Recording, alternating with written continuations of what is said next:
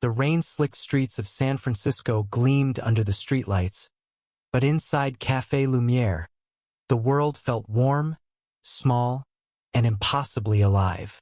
I, Marcus Tate, a 28-year-old graphic designer with a penchant for overthinking, stood frozen, my heart pounding as Javier's hand brushed mine.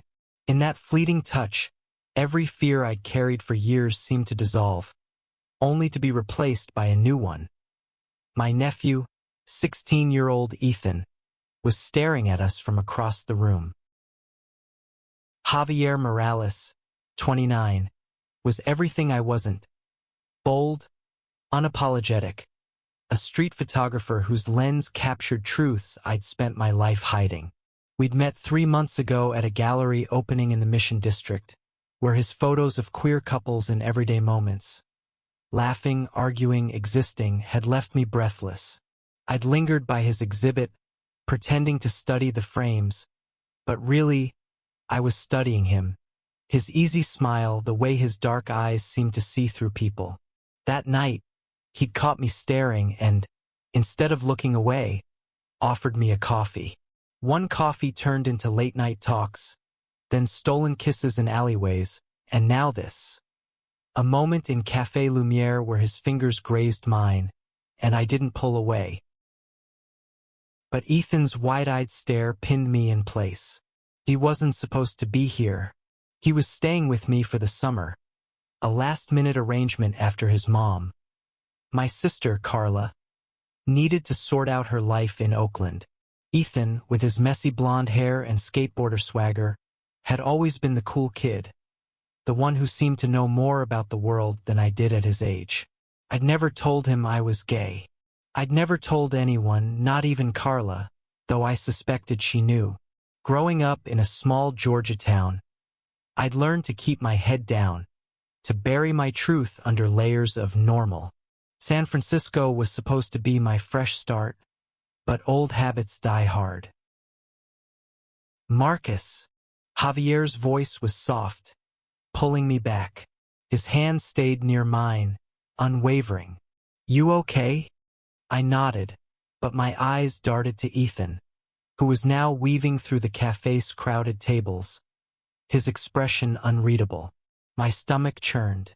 This was it, the moment I'd dreaded my whole life. Caught, exposed.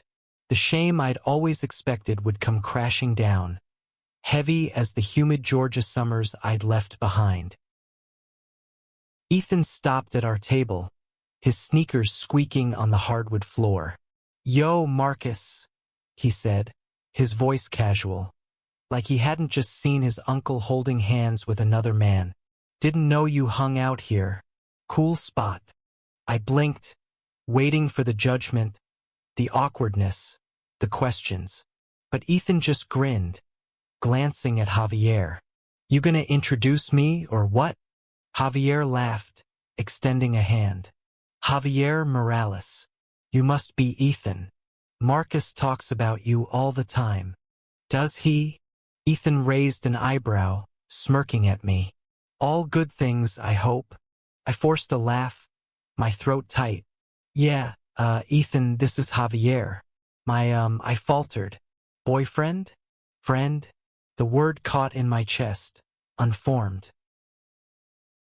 His date, Javier finished, his tone light but firm. He squeezed my hand under the table, and I felt the warmth of his certainty anchor me. Ethan didn't flinch. Nice, he said, plopping into the chair across from us. So what's good here? I'm starving. The moment passed, but my heart didn't stop racing. Javier, sensing my tension, leaned closer, his shoulder brushing mine. You're overthinking again, he whispered, his breath warm against my ear. He's fine. Let's just be here. I wanted to believe him. I wanted to sink into this moment, to let the cafes hum. Clinking mugs, soft jazz, murmured conversations wrap around us like a cocoon. But Ethan's presence was a reminder of the world outside, the one I'd spent years navigating with caution. I'd moved to San Francisco to escape that world, to find a place where I could be myself. Yet here I was, 28 years old, still afraid of being seen.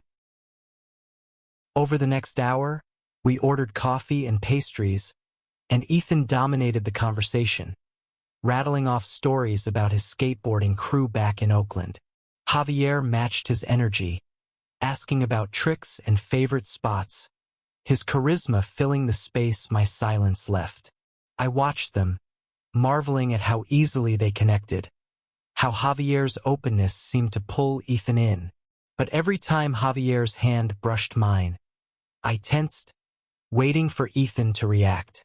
He didn't, not once. As we left the cafe, the rain had stopped, leaving the air cool and sharp. Ethan skateboarded ahead, weaving through pedestrians, while Javier and I walked side by side.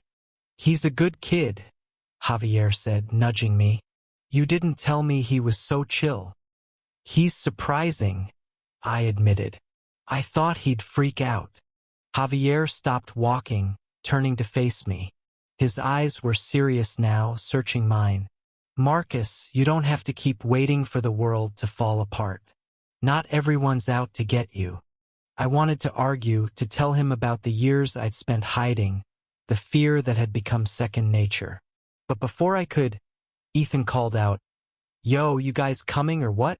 He was balanced on his board, grinning, oblivious to the weight of the moment. That night, back at my apartment in the Castro, Ethan sprawled on the couch, scrolling through his phone. I sat across from him, picking at the label on a beer bottle, trying to find the words. "Ethan," I started, my voice shaky, "about earlier at the cafe."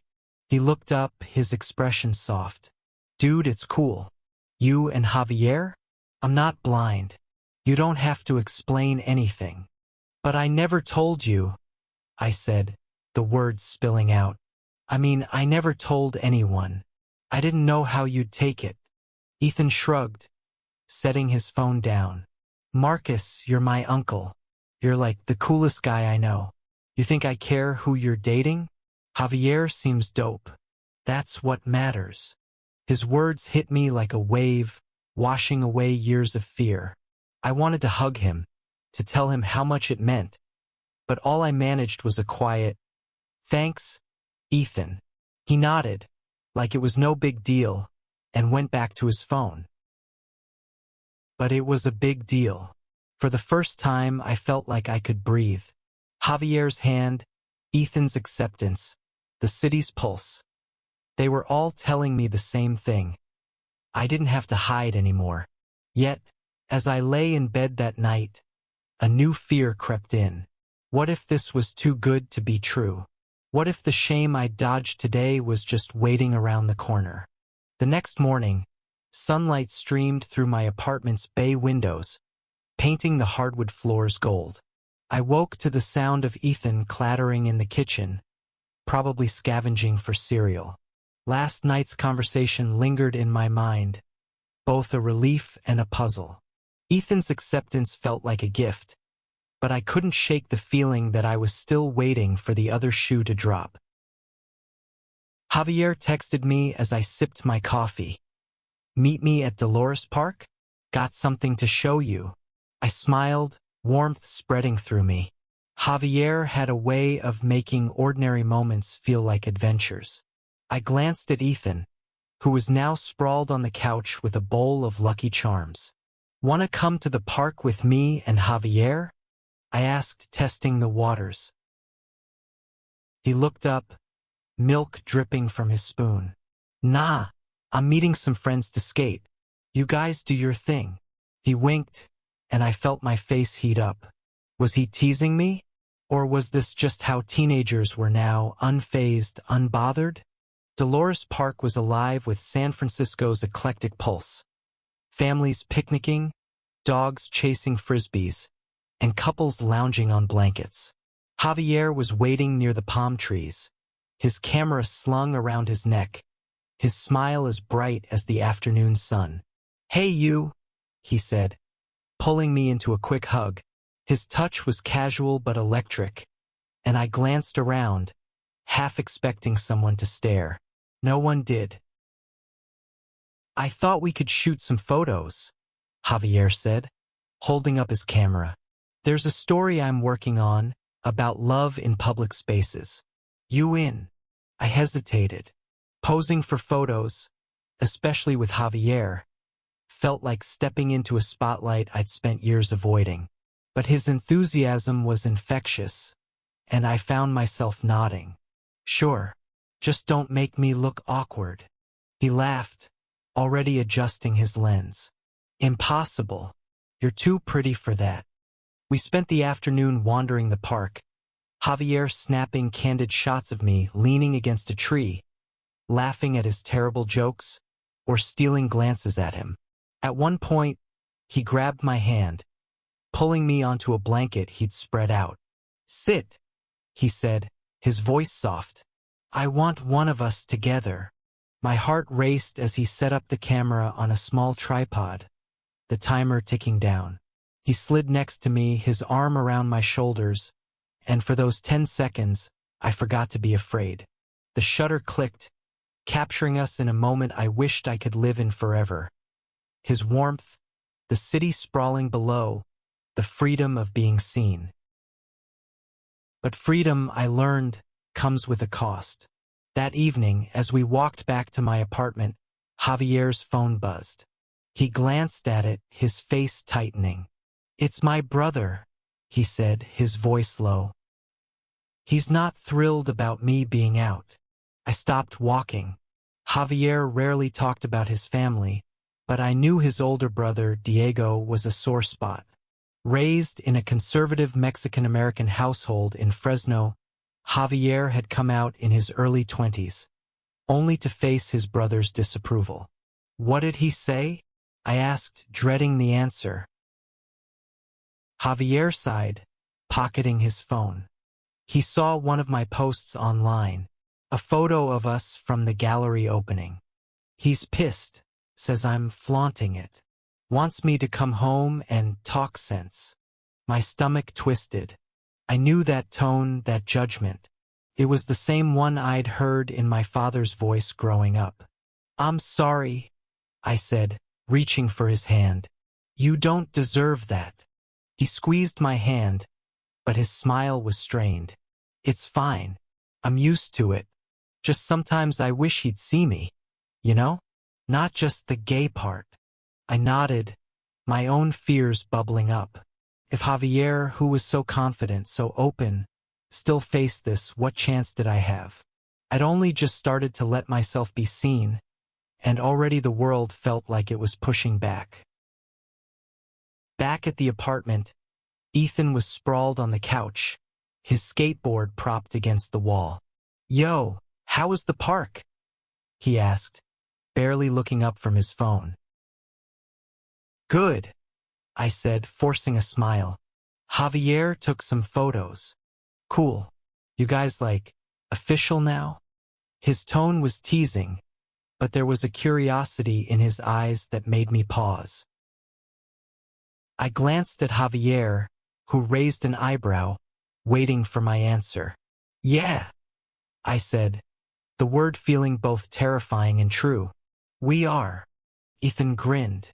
"Nice. You should bring him to the skate comp next week. My crew's performing." I blinked, surprised. "You want us there?" "Duh," Ethan said, rolling his eyes. "Your family, man. And Javier's cool.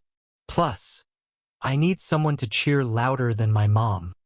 Javier laughed, the tension from earlier easing. "I'm in.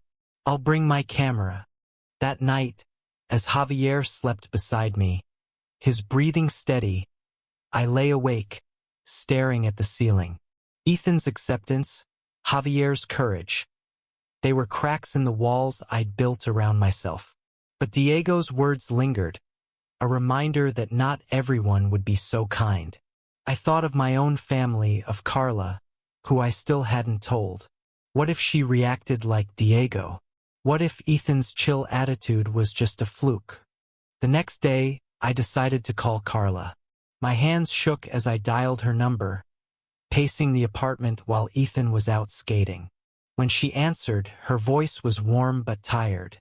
"Hey, Marcus. How's Ethan holding up?" "He's good," I said, my throat tight. "Listen, Carla. There's something I need to tell you." A pause. Then, softly, "I think I already know." My heart stopped. "You do." She laughed, a sound both gentle and exasperated. "Marcus, I'm your sister. I've known since you were 15 and couldn't stop staring at that lifeguard at the community pool. Why didn't you tell me?" I sank onto the couch, relief and guilt crashing together. "I was scared," I admitted. "Back home, you know how it was." "I know," she said, her voice softening. "But you're not there anymore. You're in San Francisco living your life. And from what Ethan's been texting me, it sounds like you've got someone special." "Ethan told you?" I asked, stunned. "He's 16, Marcus. He's got no filter. Said you and some guy named Javier are totally in love. His words, not mine." I laughed, tears prickling my eyes. "Yeah, Javier. He's amazing." "Then I can't wait to meet him," Carla said. "And Marcus? I'm proud of you." Her words broke something open in me, a dam I'd held in place for years. I wasn't just Marcus, the guy who hid. I was Marcus, the man who loved Javier, who had a nephew who didn't care, a sister who saw me. But as I hung up, a new question gnawed at me. If my family could accept me, why was I still so afraid? The skate competition was chaos in the best way. Music blaring, kids flying off ramps, and the crowd roaring under the San Francisco sun. Ethan was in his element, weaving through the course with a confidence I envied. Javier and I stood near the edge of the makeshift arena in Potrero Hill, his camera clicking as he captured Ethan's tricks. I watched, heart swelling with pride, but my mind was elsewhere. Carla's acceptance had lifted a weight, but Diego's words to Javier still haunted me. What if the world outside my small circle wasn't so kind? Javier nudged me, pointing to Ethan landing a kickflip. "Your nephew's a rock star," he said, grinning. "You sure you're related?"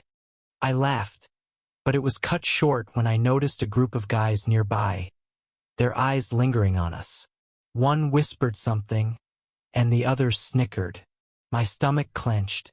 I knew that look. The same one I'd seen in Georgia, the one that made me shrink into myself. Javier, oblivious, kept snapping photos, but I couldn't shake the feeling that we were being watched. "Javier," I said quietly, "maybe we should move." He followed my gaze, his expression hardening. "Ignore them," he said, his voice low but firm. "They don't get to ruin this." I wanted to believe him, but fear was an old friend, and it whispered louder than his confidence. I pulled my hand from his, shoving it into my pocket.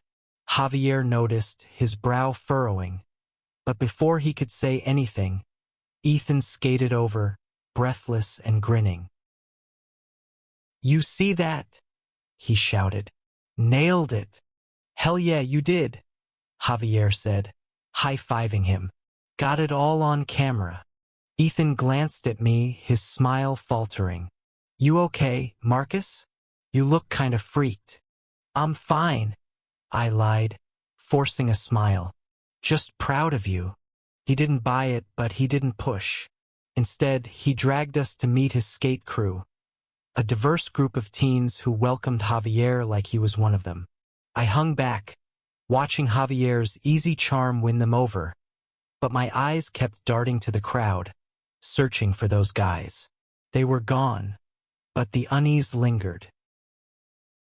That night, back at the apartment, Javier confronted me.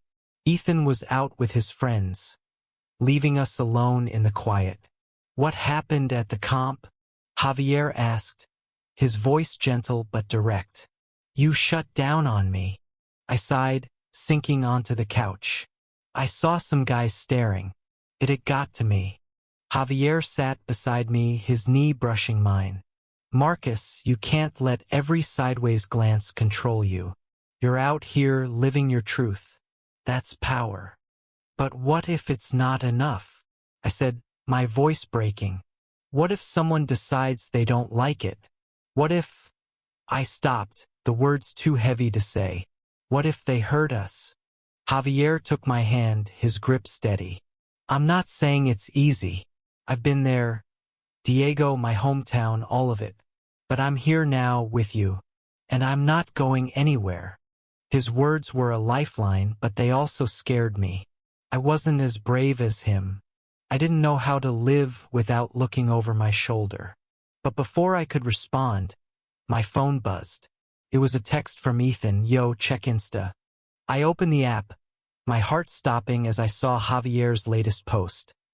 A photo of us at the park, his arm around me, both of us laughing. The caption read, "Love doesn't hide, it shines."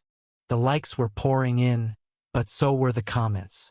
Most were supportive, but a few were venomous, words I'd heard before, freak, sinner, unnatural. My hands shook as I scrolled, each one a dagger to the fragile courage I'd been building. Javier saw my face and took the phone. "Don't read that crap," he said, his voice firm. "Those people? They're noise. This," he gestured between us, "this is real." I wanted to believe him, but the comments echoed my father's voice, the whispers from my hometown. I pulled away, standing up. "I need some air," I said, grabbing my jacket. "Marcus, wait," Javier started, but I was already out the door. The streets of the Castro were alive, neon signs buzzing, couples walking hand in hand. I wandered, my thoughts a tangle of fear and longing. I wanted to be the man Javier saw, the one who could love openly, fearlessly. But every step felt like a battle against the weight of my past. When I got back, Javier was still there, sitting on the couch, his camera in his lap. He looked up, his eyes soft. "You okay?" I shook my head, sitting beside him. "I'm scared, Javier. I want us, but I don't know how to stop being afraid." He reached for me, pulling me close. "You don't have to have it all figured out. Just don't run from me. Okay? We'll figure it out together." I nodded, tears burning my eyes. For the first time, I let myself lean into him, let his warmth anchor me. But as we sat there, the comments from his post lingered in my mind, a reminder that the world wasn't as safe as this moment felt. The next week was a blur of small victories and quiet fears. Javier and I spent more time together, stealing moments in bookstores, sharing tacos at food trucks, his hand finding mine under tables. Ethan, true to form, treated it like no big deal, even inviting Javier to game nights at the apartment. But the online comments from Javier's post had left a mark, and I found myself checking my phone obsessively, bracing for more hate.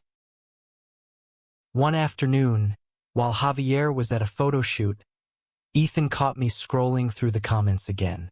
"Dude, why do you keep reading that stuff?" he asked, plopping onto the couch with a soda.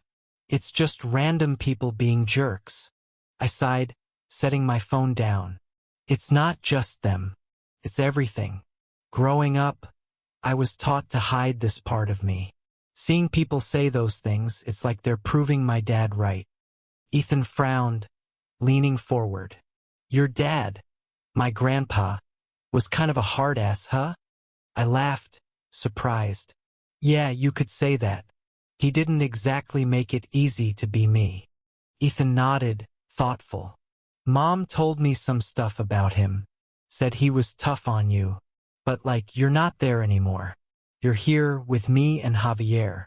And we're cool with you." His words were simple, but they hit hard. I looked at him, this kid who'd seen more of the world in 16 years than I had in 28, and felt a surge of gratitude. "Thanks, Ethan," I said, my voice thick. "You don't know how much that means." He shrugged, grinning. "Just don't get all sappy on me, okay?" That evening, Javier came over with a surprise. A printed photo from Dolores Park, framed in simple wood. It was the one of us on the blanket, his arm around me, both of us caught mid-laugh. "For your wall," he said, handing it to me. "A reminder of what's real." I stared at it, my chest tight. It was beautiful, but it also terrified me. Hanging it up felt like a declaration, a step I wasn't sure I was ready for. "Javier," I started, but he cut me off. "You don't have to decide now," he said, his voice gentle. "Just keep it, for when you're ready." I nodded, setting the frame on my desk. That night, as we lay in bed, Javier traced circles on my palm, his voice low. "I know it's hard," he said, "but every time you let yourself be seen, you're taking something back. From your dad, from those commenters, from everyone who made you feel small." His words stayed with me, but so did the fear. The next day, I got a call from Carla. She was coming to San Francisco for the weekend, wanting to see Ethan and meet Javier. Panic gripped me. Ethan's acceptance was one thing, but Carla seeing me with Javier, living my truth, was another. What if it changed things? When Carla arrived, she hugged me tightly, her eyes bright. "You look good, Marcus," she said. "Happier." We met Javier at a taqueria in the Mission, and he won her over in minutes, charming her with stories of his photography and his love for the city. Ethan, as usual, kept the mood light, cracking jokes and stealing bites of everyone's food. For a moment, it felt perfect, like the family I'd always wanted but never thought I could have. But perfection never lasts. As we left the taqueria, a man passing by muttered something under his breath, a slur that cut through the night like a blade. Javier tensed, his hand tightening around mine, but Carla stepped forward, her voice sharp. "You got a problem?" she snapped, staring the man down until he hurried away. I stood frozen, shame and gratitude warring inside me. Carla turned to me, her expression fierce. "Don't you dare let people like that make you feel less," she said. "You hear me?" I nodded, my throat too tight to speak. Javier squeezed my hand, and Ethan slung an arm around my shoulders. "We got you, man," he said, and for the first time I believed it. But that night, as I stared at the framed photo on my desk, the fear crept back. Carla's defense, Ethan's loyalty, Javier's love, they were everything I dreamed of. So why was I still waiting for it all to fall apart? The final days of Ethan's stay flew by, each one a step toward something I couldn't quite name. Javier and I grew closer, our moments together feeling less like stolen fragments and more like a life we were building. But the fear never fully left, a shadow that followed me even in the brightest moments. One evening, Javier invited me to an art show in Soma, where his photos would be displayed. "It's a big deal," he said, his eyes sparkling, "and I want you there, as my date." I hesitated, the memory of the online comments and the man at the taqueria still fresh. But Javier's hope was contagious, and I agreed. Ethan, overhearing, insisted on coming too. "Gotta support my uncle's boyfriend," he said, grinning. The gallery was packed, the air buzzing with chatter and clinking glasses. Javier's photos lined the walls, vibrant, raw images of queer love in everyday spaces. I spotted the one of us in Dolores Park, my heart lurching at the sight of it, blown up, public, undeniable. People milled around it, nodding, smiling, some even tearing up. I waited for the judgment, the whispers, but they didn't come. Ethan, true to form, was the life of the party, charming the curator and sneaking extra appetizers. "This place is dope," he told Javier. "You're like, famous." Javier laughed, pulling me close. "Nah, just lucky to have people who get it." As the night wore on, I relaxed, letting myself enjoy the moment. But then I saw him, Diego, Javier's brother, standing by the entrance. My stomach dropped. Javier hadn't mentioned inviting him, and from the look on his face, he hadn't expected Diego to show up.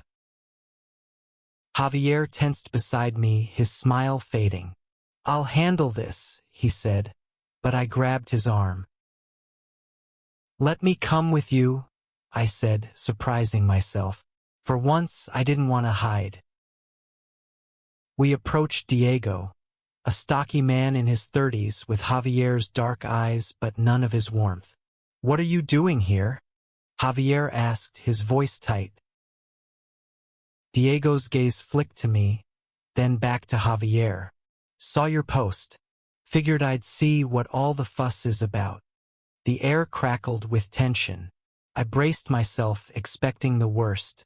But then Ethan appeared, skateboard under his arm, his grin unfazed. "Yo, you must be Javier's brother.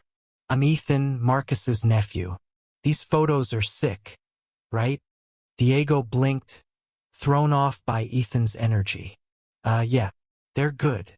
Ethan kept talking, pulling Diego into a conversation about art, San Francisco, anything to diffuse the moment.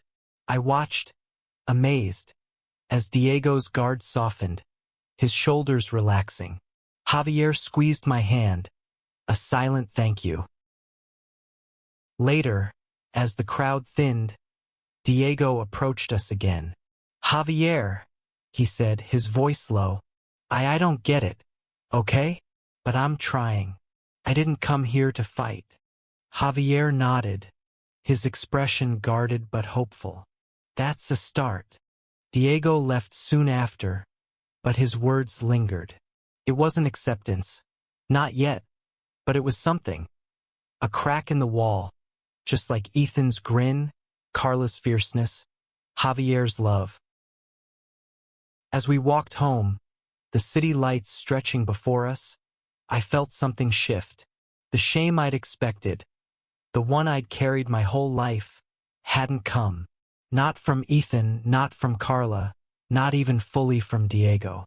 And as Javier slipped his hand into mine, I realized it hadn't come from me, either. Back at the apartment, I hung the framed photo on my wall, right above my desk. Ethan, about to head back to Oakland, saw it and grinned. About time, man. When he and Carla left the next day, I hugged them both, my heart full. Javier stayed, his presence a promise. The world wasn't perfect. There would always be stares, slurs, comments. But as I looked at the photo, at the man I was becoming, I knew I could face it. Not because I was fearless, but because I wasn't alone.